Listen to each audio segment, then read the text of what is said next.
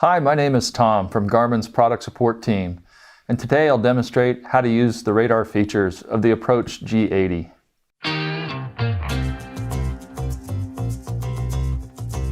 After hitting a shot, the Approach G80's integrated radar measures swing data such as ball speed, club head speed, distance, and swing tempo.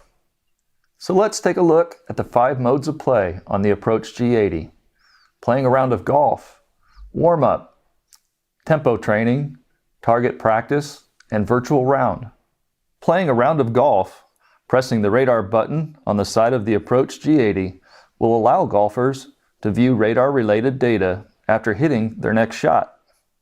Whenever using radar features, place the Approach G80 10 to 12 inches or about a grip's length from the ball. After hitting your shot, press the radar button again to resume your round. Warm-up allows golfers to view radar-related data while on the range or otherwise practicing their games. Simply select Warm-up from the main menu. Place the Approach G80 10 to 12 inches or about a grip's length from the ball. Hit a shot and view the data.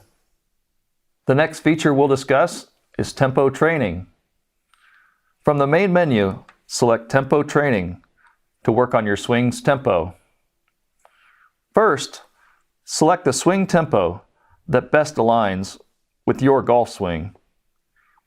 It's best to start slow and work toward a faster tempo as your game improves.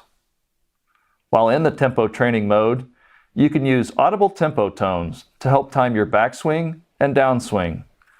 These can be turned on and off via the tempo training menu.